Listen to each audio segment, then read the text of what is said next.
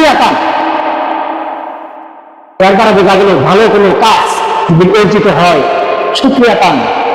সর্বপ্রথম বলা আলহামদুলিল্লাহ, আর সর্বশেষ যে কাজটা করা যে আল্লাহ তাআলার কাছে বেশি পছন্দ, রোজা রাখা। রোজা রাখা আপনি একটা ভালো একটা জিনিস অর্জিত হলো। আপনার সন্তান কি আপনি বড় একটা ভালো চাকরি পেলেন, অথবা বেশ ভালো একটা তার পজিশন হয়ে গেল, অথবা একটা জমি আসামি সহিত প্রয়োগ করতে পারলেন, সুন্দর একটা বাসা করতে পারলেন, মানে তুমি আর বেশ কিছু যারা উল্লেখ করার মতো সম্পদ বা একটা কাজ আপনার অর্জিত হলো, তার শুকরিয়া করে করা দরকার। গেলে দিন রোজা রাখা নবীদের সুন্নাত, এটা নবীদের সুন্নাত।